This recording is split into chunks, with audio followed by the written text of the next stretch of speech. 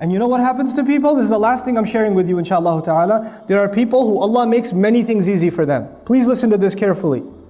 Allah makes many things easy for them. For some of you, Allah made money easy for you. It's just easy for you. For some of you, confidence is easy. It's no big deal. Other people get nervous, you don't get nervous. For some students of mine, studies are easy. Like I teach Arabic. Some of my students, wallahi, I can tell Allah made Arabic easy for this one.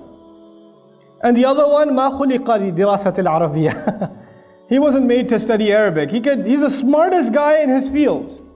He will be a PhD in physics. He can't do mudaf and mudaf ilayh. He can't do it. You know? He wasn't made for it. This is tough for him.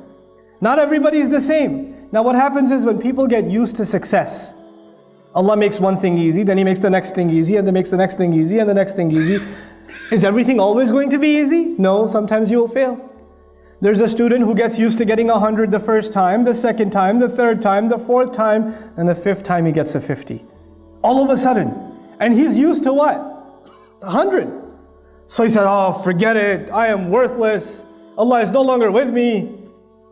You know, what's the point now? Because you get used to riding so high that one little failure, one setback, and you're just crushed. You are completely crushed. What's the point? I'm dropping out of school. I don't want to do this anymore. I hate this. You know what? This is when you didn't remind yourself at every single success that success was a combination of two things. Your effort and Allah's help. Every single 100 you got before wasn't because it was easy. You put effort and Allah gave His barakah. You put effort and Allah gave His barakah. And this time when it doesn't happen, two things could be wrong. Number one, maybe you didn't put enough effort. And when you don't put enough effort, Allah does not give His barakah. And maybe even if you put effort, Allah decided that He will not give you barakah, maybe that's better for you. One of my best friends in life used to be a Hindu. And he wanted to go to med school. And he was a straight A student. Straight A's his entire life. Perfect scores. Highest scores in the SATs. Applied to med school, he was expecting a full scholarship. He got rejected. He was completely shattered. He ended up in a different university. He decided to do computer science instead. And he was he's still a Hindu. He's completely depressed. Except he met people in his new college, Muslims, who he started hanging out with, and within 2 years he took Shahada. And he looks back now, he goes, thank Allah I didn't make it to med school. When I failed med school, I thought it was the worst thing that ever happened to me. And now I look back at my life and I say, I failed med school, it is the best thing that ever happened to me. You know? His kids are memorizing Quran. Can you imagine? His kids are memorizing Quran. His father, when he became Muslim, they dragged him to, his father got so shocked, he took him to India to beat Hinduism back into him. And he ran away from it, came back. You know? Now his kids are memorizing Quran, subhanallah.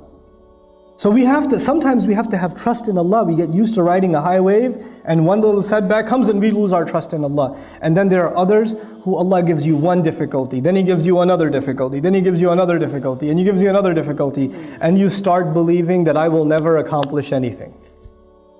My life is just difficult, man. Everything is hard for me.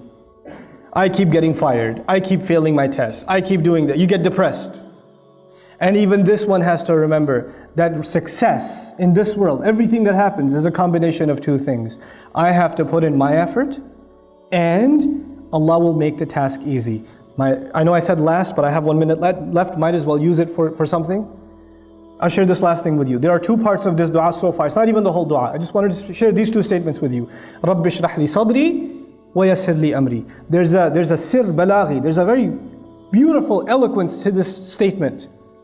Allah is teaching us that if you have a calm heart, if you have a positive attitude, and you have tawakkul in Allah, and you put your work in, then Allah will make your mission easy. But if you start with the attitude, I know it's not going to work anyway, but I'll try. You already began with a defeated attitude, Allah will not make your task easy for you.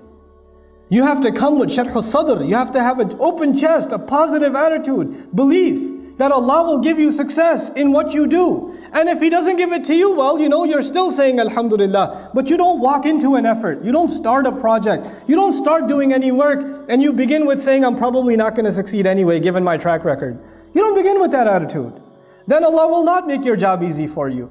So if we have that good heart before Allah Azza wa Jal, Allah will make our task easy for us, subhanahu wa ta'ala. With that, I pray that Allah Azza wa Jal gives us all the ability to take advantage of the wisdom of the great prophets of Allah alayhimu salatu wasalam, that is captured in their du'as. They said such few words, but they taught us so much of how to better our lives as believers and how to live our life successfully for Allah's deen and also make the best of this dunya. May Allah Azza wa Jal make us find the balance between this deen and this dunya as He intends it, and may Allah put all of us to the service of His beautiful deen and this ummah. Barakallahu li wa lakum fil Qur'an al-Hakim wa nafa'ani wa iyyakum bil ayati wa dhikr al-Hakim.